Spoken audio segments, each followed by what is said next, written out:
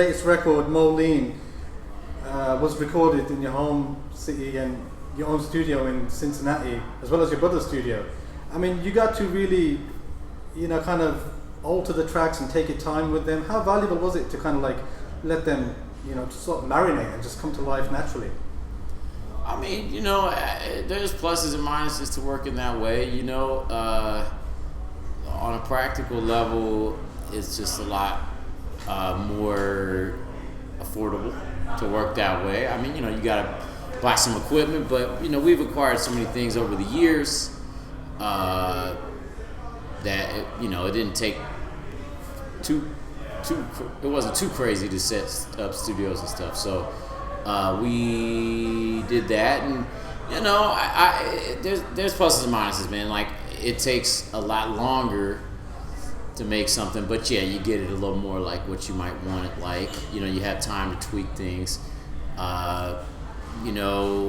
In a sort of proper studio. Not that our studios aren't proper, but they're not big and extravagant. In an extravagant studio, you get really good sounds.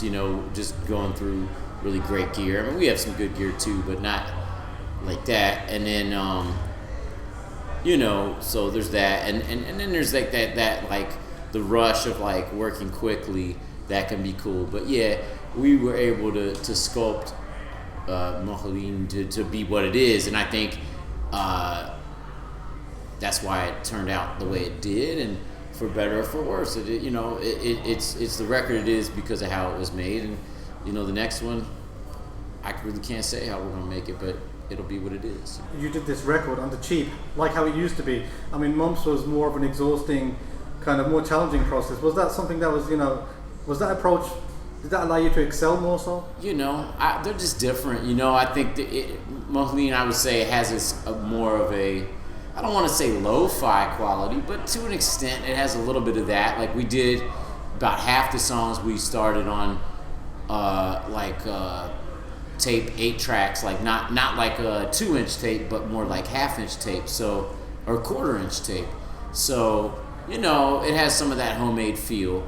Mumps was recorded on 2-inch tape, so it has that very heavy studio, super slick, polished sound. But with your songs, I mean, is it still a case of the songs not coming to you in a controllable way? Because you mentioned some of them come to you when you're about to fall asleep, and you have to be very much in the moment. Does that still come into play? Yeah, I mean, I'd say I definitely write most of my lyrics when I'm not super conscious. Yeah, usually like in half sleep or something like that, when I'm falling asleep or when I'm waking up. Just because that's the only, because I don't meditate enough, and it's hard to like get your ego out of the way, or your like conscious self out of the way to make something that's like true, that's not trying,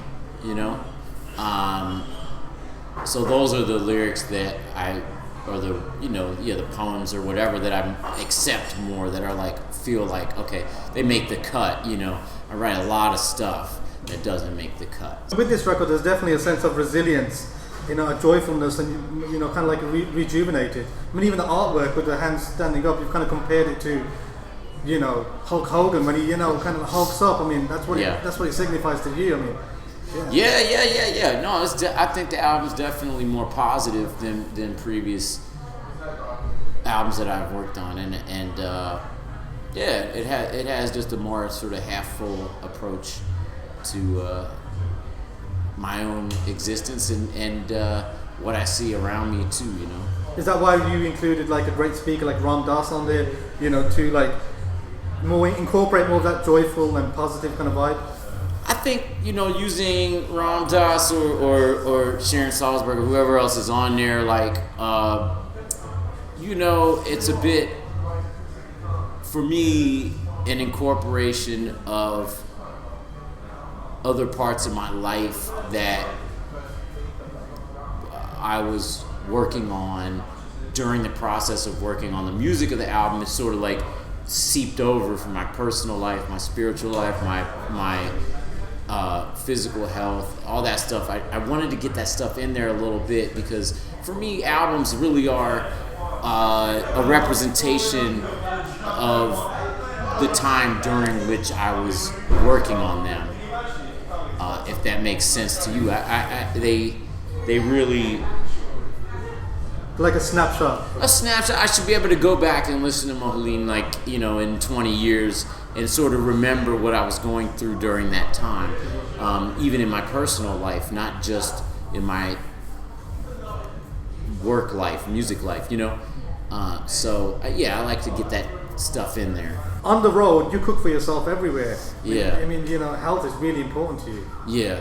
For years, I would go around and I'd try to figure out, like, how to do it without cooking and try to make demands on whatever French chef is doing the catering at the festival or whatever, and can you make me do this for me? I can't eat that, and I can't eat that, and it is not possible, and whatever. And like at some point, you just have to be like, okay, let me just take matters in my own hands and just do it myself, and it's kind of fun, like I cooked today, I knew I had to cook for basically this UK run, so it was my girlfriend and I flew up here a day early while the rest of the band drove and went to the grocery store and did the whole thing. It's nice. Yeah, it's fun, yeah. It's cool. It's a little adventure. You're cooking with new equipment and utensils every day and try to figure out how to do it the best you can, and I've grown to like it, and I cook good shit. What do you like to watch when you do get into some TV shows? Oh, well, right now my girlfriend had never seen Breaking Bad, so we're going through that. I'm on it for my third time right now, but I like pretty much the HBO stuff is really good.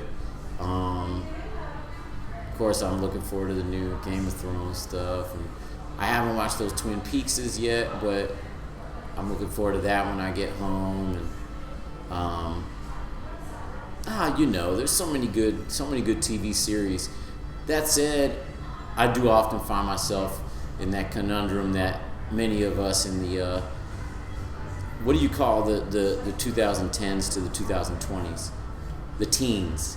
Many of us in the 2000 teens find ourselves in where, you browse your Netflix and your HBO and your Hulu for an hour or two and don't find anything that you want to watch. You might start 3 or 4 things and then you can't really get into it. So, but that said, I like a lot of the new series. HBO stuff mostly, and I watch a lot of documentary stuff. What are the key incentives that you bear in mind for future releases? There's also a thing that you're always chasing, or I am anyway, where I never quite hit the nail on the head with music. And I'm always looking for something that I can't even find in other people's music either. Other people's music can inspire me, like recently hearing the new Perfume Genius or whatever.